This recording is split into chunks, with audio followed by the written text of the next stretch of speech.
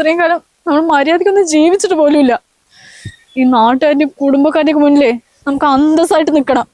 അതിന് പൈസ തന്നെ വേണം.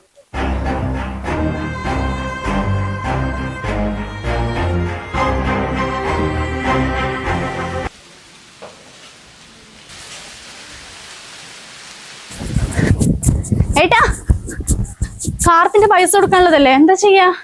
ഞാനേ മേസ്തിരിയോട് ചോദിച്ചിട്ടുണ്ട്, മുപ്പര് തരാന്ന് പറഞ്ഞു. 5000 ഒക്കെ കിട്ടുവിന്? 5000 ഇല്ലെങ്കിൽ ഒരു 3000 കൊടുത്താലേ ബാക്കി അവരോട് 2 ദിവസം കൂടി ഗ്യാപ്പ്. കാര്യം ചെയ്യ്, 2000 രൂപ ഞാൻ ശാന്തേശിന്റെ അടുത്ത് വാങ്ങിച്ചിട്ടുണ്ട്, തൽക്കാലം അത് കൊടുക്ക്. നീ എന്തിനാണ് കുട്ടി അവരോടൊക്കെ ചോദിച്ചത്? സാരമില്ല, അവൻ എന്തൊക്കെയാ വന്ന് പറഞ്ഞിട്ട് പോയത്. അവൻ പറഞ്ഞൊരു കാര്യമില്ലേ, അന്ന് ആരും തരാണ്ട് അവനല്ലേ കുഞ്ഞിന്റെ ഹോസ്പിറ്റലിൽ 5000 എടുത്ത് തന്നത്. പറഞ്ഞ സമയത്ത് കൊടുക്കേണ്ടത് നമ്മുടെ കടമയല്ലേ. എന്തായാലും മറക്കണ്ട, ബാക്കി വാങ്ങിച്ചിട്ട് കൊടുക്കാൻ നോക്ക്. ഞാൻ കൊടുക്കാം.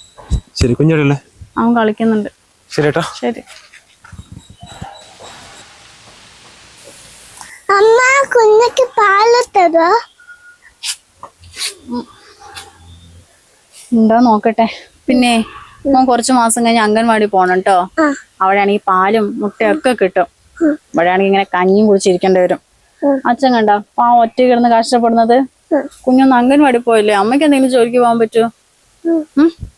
പോണേ. നോക്കട്ടെ പാലുണ്ടോ.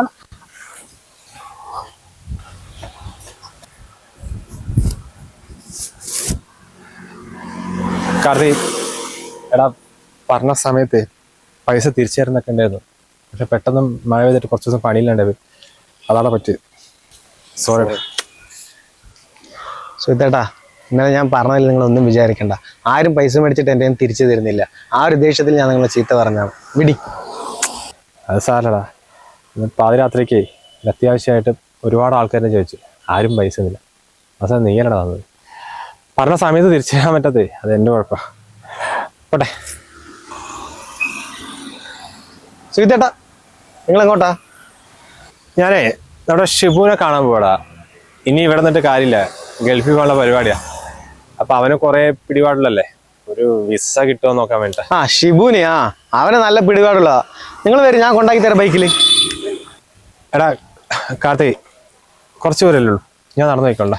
എന്താ സുഹൃത്തേട്ടാ, നിങ്ങൾ പഴയതൊക്കെ മനസ്സിൽ വെച്ചിരിക്കണം. നിങ്ങൾ കയറി, ഞാൻ കൊണ്ടുവിടാം. ഞാൻ തിരിക്കും.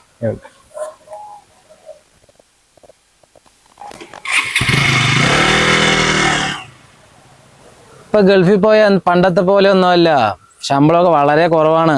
എന്നാലും എന്ത്, ഇങ്ങനെ നോക്കുമ്പോ 10 രൂപ കയ്യിൽ കാണും. അതന്നെയാണ് ഇപ്പൊ ഞാനും അങ്ങോട്ട് പോവാൻ നിൽക്കുന്നതേ. ഇവിടെ ഇപ്പൊ പണിന്റെ കുറവൊന്നുമില്ല, ദിവസം ഒരു 1000, 1200 കിട്ടും. പക്ഷെ ദിവസം പണിയില്ലടോ, ഒരു ആഴ്ചയിൽ 3-4 ദിവസം കിട്ടുള്ളൂ. പിന്നെ അതിന്റെ ഇടയിൽ കൂടെ വല്ല കല്യാണം കാതൊക്കെ വന്നാലേ അങ്ങനെ ലീവാണ്. അല്ല, നിങ്ങൾക്ക് ഇനി അത്രയും ഗൾഫിൽ പോകാൻ താല്പര്യമാണെങ്കിലേ നിങ്ങൾ ചെറിയ വലിയ മക്കളൊക്കെ ഉണ്ടല്ലോ, അവർ റെഡിയാക്കി തരും. അവർ നല്ല അടിപൊളി സെറ്റപ്പിലാണല്ലോ അവിടെ.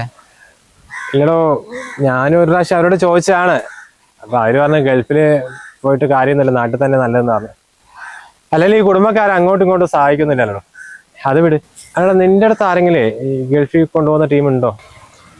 എൻ്റെ അടുത്തെന്ന് പറയുമ്പോൾ നമ്മുടെ ചിന്നോട്ടനല്ലേ, മൂപ്പര് ഇതിൻ്റെയൊക്കെ ആളാണല്ലോ.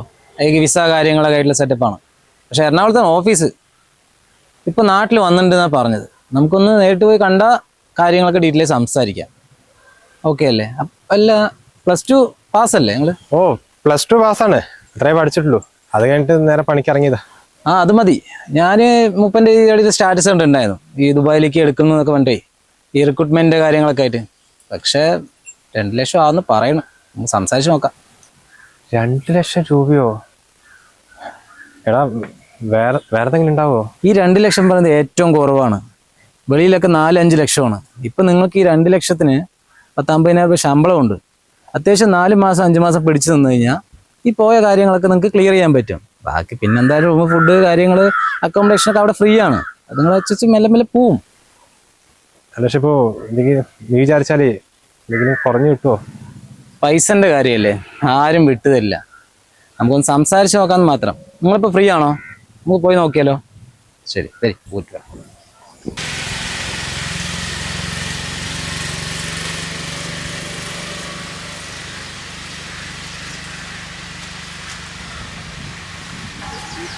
എടാ, ഒരിക്കലും നമ്മളെ പെട്ടെന്ന് മറ്റുള്ളവരെ വിലയിരുത്തരുത് കേട്ടോ. ആ കാർത്തികിനെ പറഞ്ഞിട്ട് ഒരു ഊരില്ല. അവനോടെ ഒരുപാട് ആൾക്കാർ പൈസ മേടിച്ചിട്ട് തിരിച്ചു കൊടുക്കുന്നില്ലടോ. അതായത് നമ്മൾ ആ പാതിരാത്രിക്ക് ആരും തരാണ്ട് അവനല്ലേ 5,000 റുപ്യ എടുത്തു തന്നത്. അത് സമയത്തിന് തിരിച്ചു കൊടുക്കേണ്ടത് നമ്മുടെ മര്യാദയല്ലേ. ശേ, അവനോട് ഷിബുവിൻ്റെ അടുത്തേക്ക് ബൈക്കിൽ എന്നെ കൊണ്ടാക്കിയത്. അവിടെ എത്തിയ സമയത്തേ ഒരു 500 രൂപ എൻ്റെ പോക്കറ്റിൽ വെച്ചു തന്നു. അല്ല, ഞാൻ തിരിച്ചു കൊടുത്തു, പക്ഷെ എനിക്ക് എന്തോ ആയിപ്പോയി. ശേ. അല്ല, ഇപ്പൊ വിസന്റെ കാര്യം എന്താ അവര് പറയുന്നത്? വിസന്റെ കാര്യം ഇപ്പോൾ ഷിബുവും ഞാനും കൂടി ചിന്നുവാട്ടിൻ്റെ വീട്ടിൽ പോയി. മൂപ്പരടുത്ത് വിസയൊക്കെ ഉണ്ട്. ദുബായിലേക്കാ. കുഴപ്പമില്ലാത്ത ജോലിയാണ്. 10,000 രൂപ ശമ്പളം ഉണ്ട്, റൂം ഫുഡൊക്കെ ഉണ്ട്.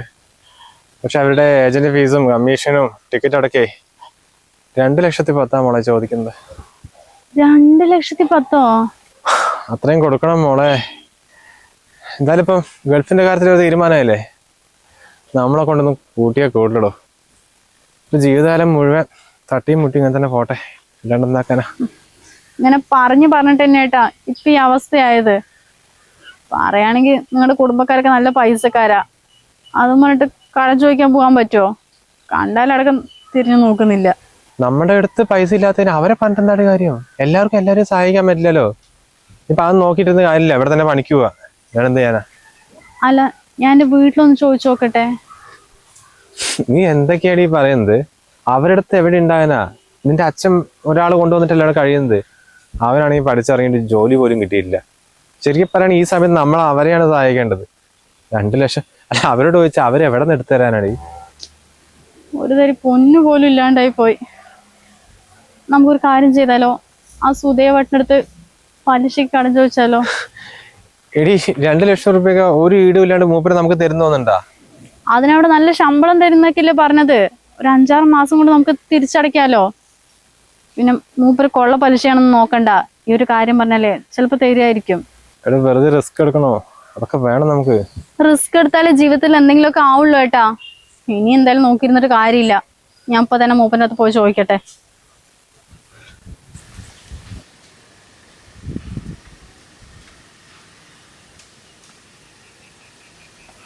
കുഞ്ഞുസേ, അച്ഛൻ ഗൾഫിൽ പോയി കഴിഞ്ഞാലേ കുരുത്തക്കേട് കാണിക്കരുത് കേട്ടോ. അമ്മ പറയുന്നതൊക്കെ കേട്ട് അംഗനവാടി പോണം കേട്ടോ. അച്ഛൻ പോന്നല്ലേ ഉള്ളൂ ഒരു ദിവസം.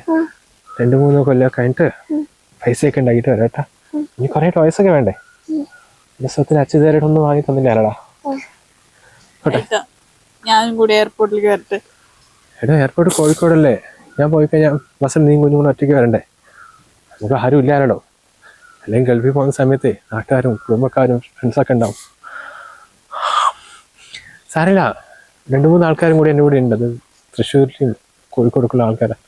എന്നാലും അവിടെ എത്തിയിട്ട് ഞാൻ പോട്ടെ. വിളിക്കണേ. എനിക്ക് അവിടെ പോയിട്ട് സിം എങ്ങനെയാണ് വിളിക്കാനാണ് ഒന്നും അറിയില്ലായിരുന്നു. പക്ഷെ ഞാൻ ആരോടും ചോദിച്ചിട്ട് പോട്ടടാ.